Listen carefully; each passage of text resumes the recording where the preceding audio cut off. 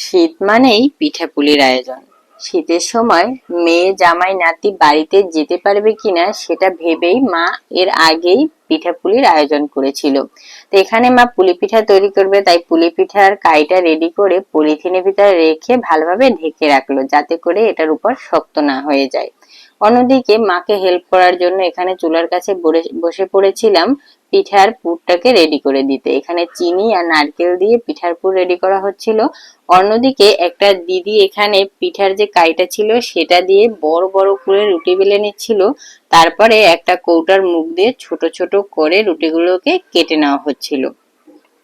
গ্রামের বাড়িতে পিঠাপুলি তৈরি করতে বেশ মজা লাগে, কারণ আশেপাশের সবাই মিলে এই পিঠাপুলি তৈরি করা হয়, যাতে সময়ও কম কম লাগে এবং কষ্টও কম হয়, আর সবাই মিলেমিশে খেতে অনেক বেশি ভালো লাগে।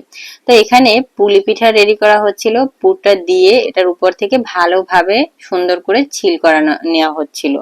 আমার এলাকায় পুলি পিঠা মানেই এভাবে সুন্দর করে উপরটাকে ডিজাইন করে ছিল করা হয়।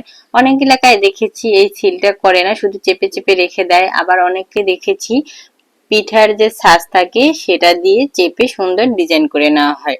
কিন্তু এভাবে যে হাত দিয়ে সুন্দর ডিজাইন করা হয়, এটা দেখতেও যতটা সুন্দর লাগে এবং এটা কিন্তু বেশ টাইট হয়, যাতে করে ভিতরের যে পুরটা থাকে সেটাও আর বের হয়ে আসে না। তো এরপরে একটা বড় পাতিলের ভিতরে জল দিয়ে সেটা গরম করে তার উপরে একটা ছাকনা বসিয়ে দিয়ে পিঠাগুলোকে ভাপে বসানো হচ্ছে। এটা যদিও ভাপা পুলি, অনেকেই এই পিঠাটাকে কলা পাতায় ভেজে খায়, তেলে ভেজে খায়, এক একজন এক এক ভাবে খেতে পছন্দ করে। কিন্তু আমরা এভাবে ভাপে খেতেই বেশি পছন্দ করি। এটা শরীরের জন্য কম ক্ষতিকর এবং খেতে আমার কাছে বেশ ভালো লাগে। আপনারা কিভাবে এটা তৈরি করে খান অবশ্যই কমেন্টসে জানাতে পারেন।